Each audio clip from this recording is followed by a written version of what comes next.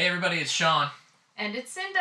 We're from Cockeyed Optimist, and welcome to another Founding Father. Well, today's not really a Founding Father, but he is an influential American.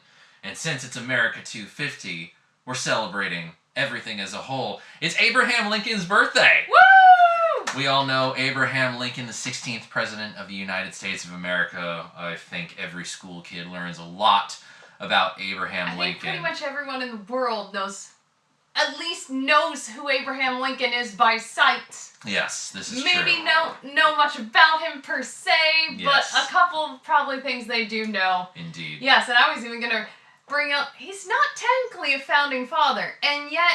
He sure feels like he's in that class. He absolutely is. Yes. Because he was like a renaissance of the founding fathers' ideals brought into the 19th century. Yes, and at a very specific time, a kairos moment, we might say, as we referenced with Thomas Paine recently. But before we dive into that, we want to thank you all for watching. Wherever you're watching it right now, please do click follow, click subscribe, give it a thumbs up, and most importantly, share these videos with your friends, with your family, with your whole network, because we all need to learn a little bit more about the history of the United States of America and what it means to the world at large. So, with all that having been said, let's dive in to Honest Abe, shall we? So, born this day, February 12th, in 1809, Abraham Lincoln, born into abject poverty. Probably one of the great American dream examples that we have is this young man born into absolute poverty. The log cabin thing is real. He lived on the frontier. This young gentleman is entirely self-educated and became a lawyer. And crazy to think. He maybe received 1 to 2 years of formal education via tutors and maybe an official teacher, but he was just a voracious reader, constantly checking out books, constantly borrowing books from people. He taught himself everything. And many of you might even be saying to yourself, well, how did he become a lawyer if he didn't go to law school? The funny thing is, as I've discovered in the research, is that the pathway to becoming a lawyer in those days was not quite as formal and scholastic and established as it is today. We obviously know the undergrad and the graduate and the law school stuff that has to be gone through, but Lincoln really did it through sheer force of will. And he passed the bar and became a lawyer in 1836, and through a variety of practices became one of Illinois' top lawyers. A self-made man, if ever there was one. He was first elected to the House of Representatives in 1846 from Illinois. He had some other... Land of Lincoln. Yes, indeed. Although born in Kentucky, which, strangely, this is an interesting little factoid. He was the first president born outside the original 13 colonies. Gives you something to think about, doesn't it? He had other political aspirations in his young manhood. Different races for representative and things like that, trying to seek nominations but not gaining them. But he was a very present figure within the political movements of the day, often very much recognized for his speeches. But it wouldn't be until his presidency that he really got to political prominence as the first ever Republican president of the United States of America. Something I know that the modern Republican Party loves to tout. A lot of people on the right really love to tout, although I would argue that the mainstream Republican doesn't quite share some of the things Lincoln values? Yeah, it doesn't quite share many of the Lincoln values. Still, it's the absolute fact. He was the first Republican president. Now, during his time, leading up to his presidency, he was an advocate for the abolition of slavery. In fact, during his time in the House, he advocated for the abolition of slavery in Washington, D.C. So think about that. The capital of the country at one time was a slave-holding territory. And, of course, the effort was defeated, even with his proponency for it. He was also, interestingly, an opponent to the Mexican-American War, which obviously... And also, Frederick Douglass advocated for Lincoln.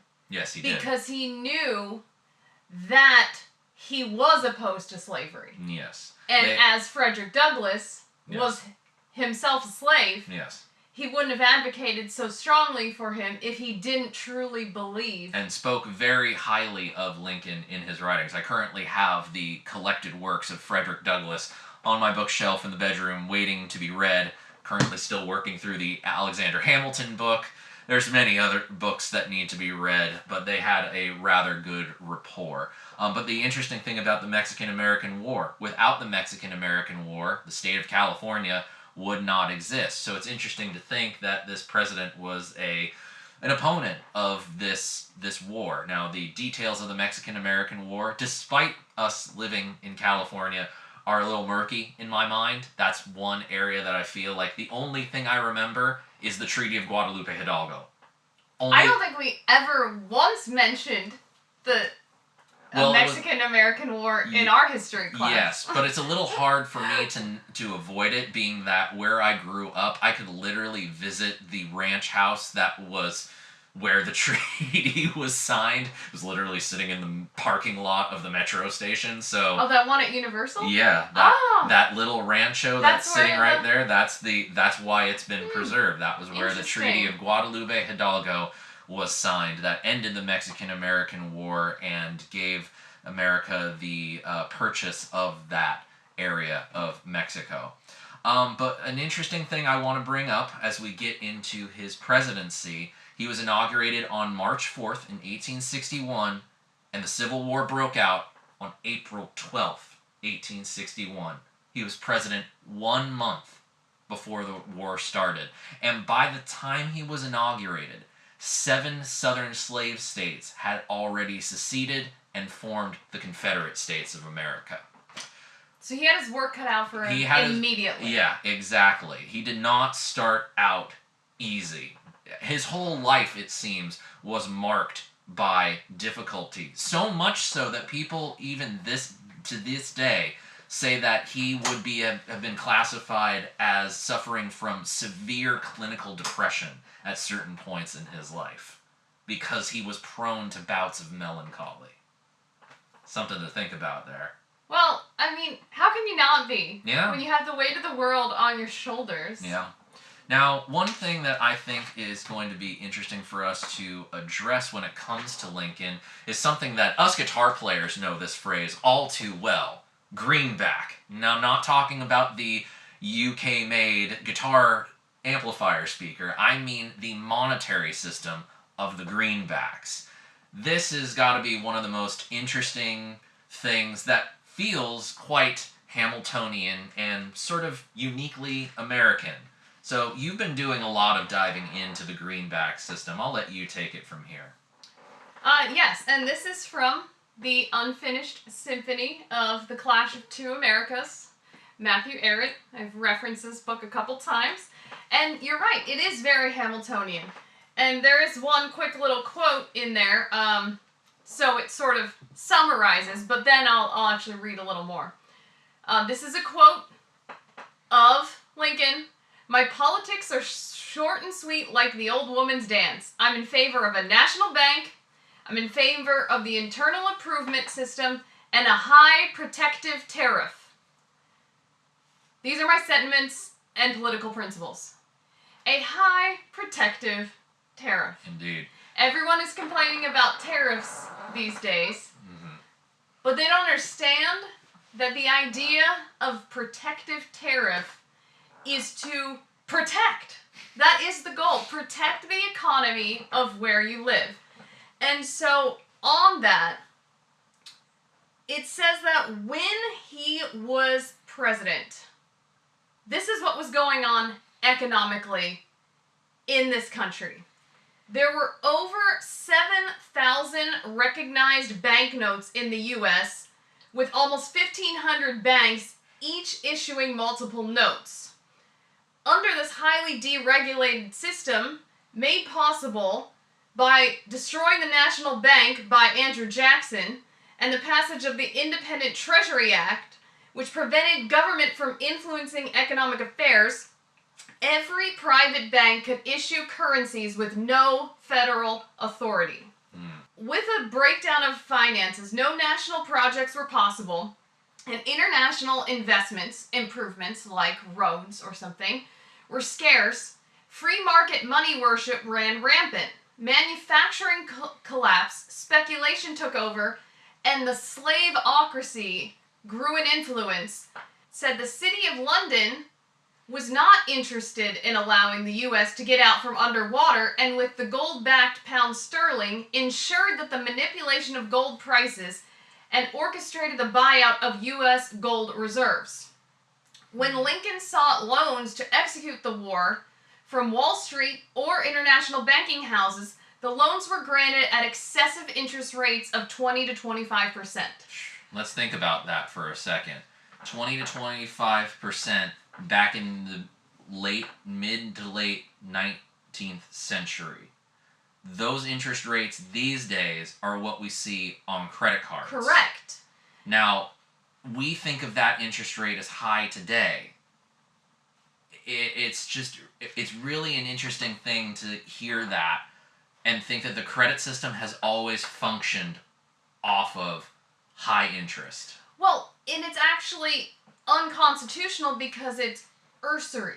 When he was looking to find funding for the war costs, basically the New York Associated Banks kind of gave him an ultimatum and said that, you had to start taxing the population more, you had to deposit all U.S. government gold in private New York banks, suspend the sub-treasury laws, which would be the regulation, and withdraw all government-issued paper currency so that only gold and private banknotes would circulate as currency. So for Lincoln to fight back against all of these things that were forces oppressing him from actually keeping the Union together, he began a operation with the Banking and Currency Acts.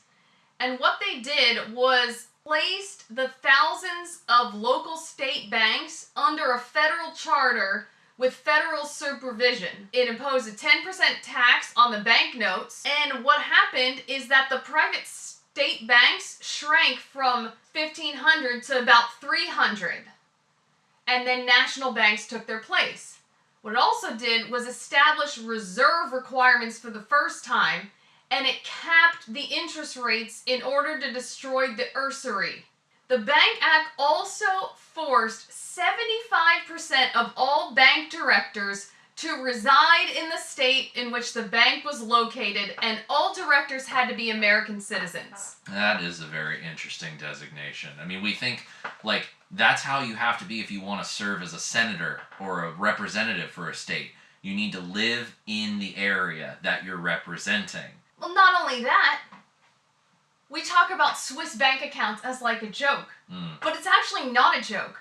I believe there's more banks in the Cayman Islands than there is a population. So it's like one bank per person or something. It's a ridiculous number, the population versus the amount of banks that are registered there. How exactly did the Greenbacks get their value? Okay. They functioned as a bond. Okay? And so they were called 520 bonds, so it could be 5 to 20 years to the full maturity. But what I find cool about it is that, okay, they are for internal improvements, but the average citizen can really invest back into the country. The patriotism of the people has been placed at the disposal of government, the large means demanded by the public exigencies. Is that how you say that word? I think no idea. Much of the national loan has been taken by citizens of the industrial classes whose confidence in their country's faith and zeal for their country's deliverance from present peril has induced them to contribute to the support of the government the whole of their limited acquisition. This fact imposes peculiar obligations to the economy in disbursement and energy in action. So, regular Americans are investing back into America. Yeah. And part of that, if they believed in their president, Lincoln, they're believing that we need to keep the Union together. Mm-hmm. Now, obviously, we know the results of the Civil War. The Emancipation Proclamation comes out, frees the slaves. We have the defeat of the Confederate States, and the Union comes back together. Slaves are eventually freed. I forget the amendment that actually sets that in the Constitution, bars slavery. But Lincoln did not live much longer to see the result because, as we know, on April 14th, 1865, he was famously assassinated by John Wilkes Booth in the Ford Theater in the balcony while watching a play. John Wilkes Booth, people, was not a lone gunman. No. Period. Was absolutely part of a conspiracy. Was he on the grassy knoll, though? He was absolutely a patsy. And there were some other patsies, some other low-level patsies, some of who did get hanged. But did you know that John Wilkes Booth was in Canada, in Montreal, associating with British intelligence and Canadian intelligence? It may shock some of you to learn that there was a little bit of groundswell of Confederate support in Britain and in British Canada.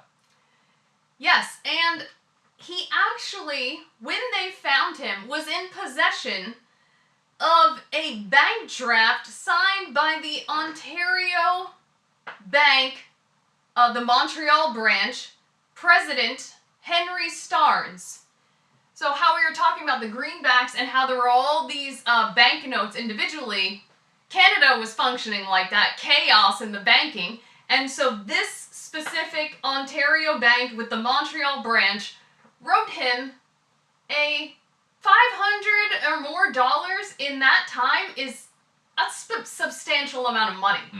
And at this specific hotel, St. Lawrence Hall, and there was a lot of Confederates, whether they were Europeans, whether they were British, or traders of the U.S., all kind of hanging out and conspiring together in this same hotel. And it sort of served as a de facto headquarters for the Confederacy in Montreal. Jefferson Davis, the president of the Confederacy, went to Canada. Fled to Canada. And gave a speech there. Like a public speech. And I think I remember seeing in my research that to this day there is some sort of plaque on a house where he resided. I will make sure to verify that, and I'm not shaking my head that you're lying. Yeah. I'm shaking my head at the tisking in my head. President Johnson, who was the vice president, a few days after the murder, this is what he says.